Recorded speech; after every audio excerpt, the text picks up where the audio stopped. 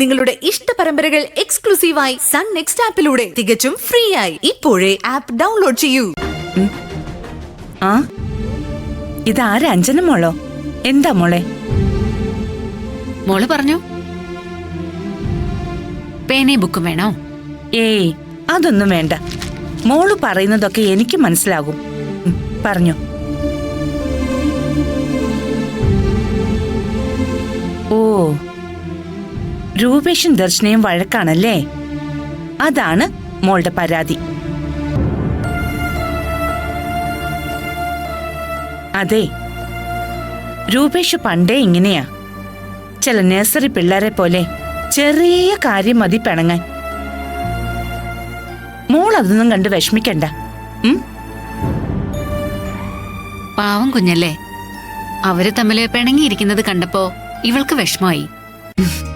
എന്റെ മോന്റെ കൂടപ്പിറപ്പാ ഇവള്. അതെ, അവൻ ഈ കുഞ്ഞിനെ കെയർ ചെയ്യുന്നത് കാണുമ്പോഴേ എനിക്കും പലപ്പോഴും അത് തോന്നിയിട്ടുള്ളതാ. ഇവൾക്കും അങ്ങനെയാ. രൂപേഷ് എന്ന് വെച്ച ജീവനാ. അവനൊരു സഹോദരിയെ കിട്ടിയതുപോലുള്ള സന്തോഷമായിപ്പോ.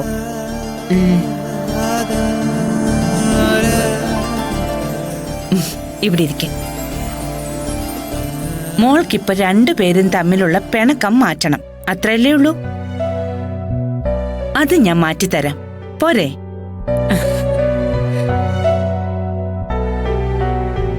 എന്നാ ഒന്ന് ചിരിച്ചേ.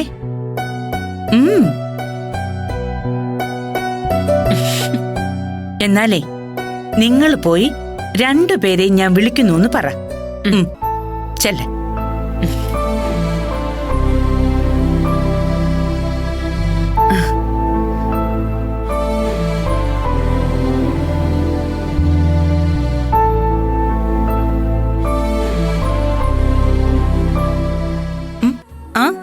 എത്തിയോ? എന്തായി പോയിട്ട്? നിന്റെ കൂടപ്പിറപ്പിനെ കണ്ടോ? കൂടപ്പിറപ്പ് ഉടനെ എങ്ങാനും മൗനവ്രതം ഭഞ്ജിക്കാനുള്ള വല്ല ആലോചനയും ഉണ്ടോ?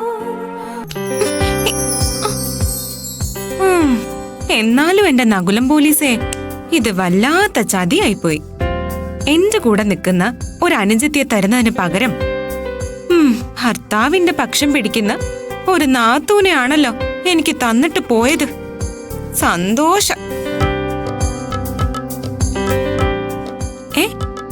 അമ്മ വിളിക്കുന്നോ? എന്തിന്?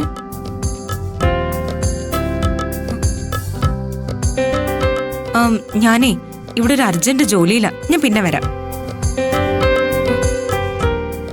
ശരി, പോവാ.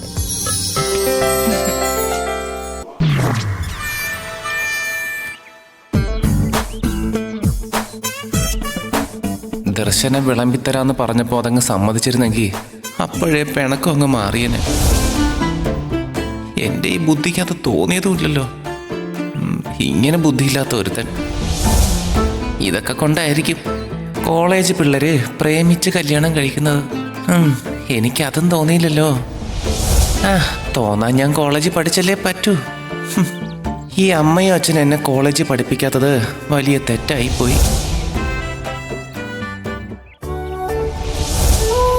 അല്ലെങ്കിൽ പിന്നെ 3ാം ക്ലാസ്സിൽ വെച്ച് പ്രേമിക്കണമായിരുന്നു. ദൈവത്തിൻ്റെ ഒരു കാര്യം, ഈ ദർശനെ കുറച്ച് നേരത്തെ 3ാം ക്ലാസ്സിൽ ഞാൻ പഠിത്തം നിർത്തുന്നതിന് മുന്നേ എനിക്ക് കാണിച്ചു തന്നൂടായിരുന്നു. എല്ലാവരും ചതിയന്മാരോ?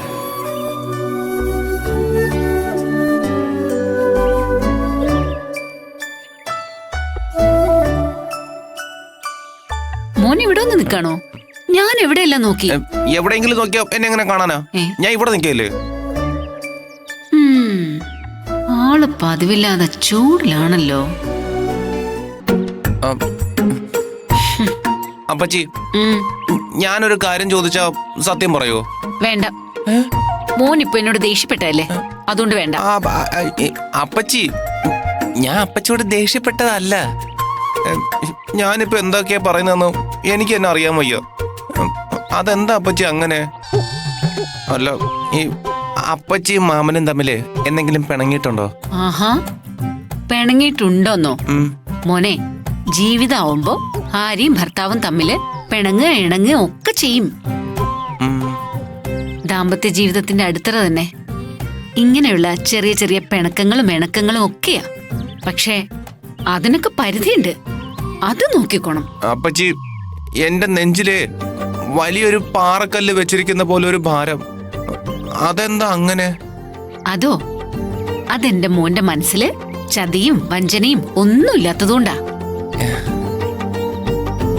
മോൻ ദർശനയുമായിട്ടുള്ള പിണക്കൊക്കെ അവസാനിപ്പിക്കുമ്പോ ഈ നെഞ്ചിലെ കല്ലും ഭാരവും ഒക്കെ അങ്ങ് മാറിപ്പൊയ്ക്കോളും. ഇപ്പഴാ എനിക്ക് ചെറിയൊരു ആശ്വാസമായത്. ഞാൻ മോനെ വിളിക്കാൻ വേണ്ടി വന്നതാ. എന്നെ വിളിക്കാനോ? ആ, അമ്മ മോനെ വിളിച്ചോണ്ട് ചെല്ലാൻ പറഞ്ഞു. അമ്മ എന്നെ കാണണോന്ന് പറഞ്ഞോ? ആ, മോൻ വേഗം വാ. ഈശ്വര, അപ്പൊ അമ്മ കാര്യം അറിഞ്ഞിട്ടുണ്ട്. അമ്മയോട് ഇനി ഞാൻ എന്തു പറയും? ശ്ശോ.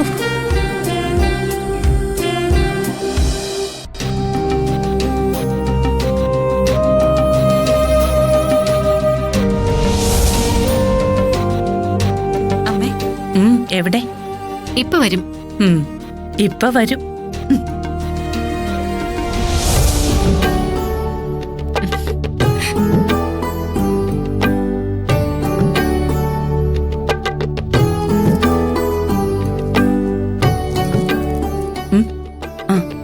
വരുന്നുണ്ട്.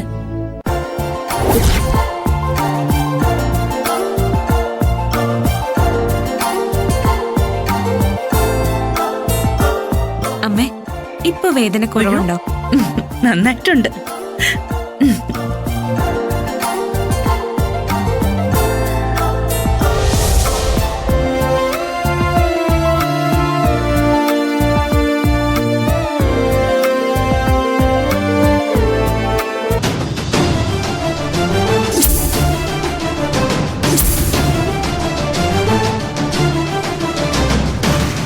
മോനെ,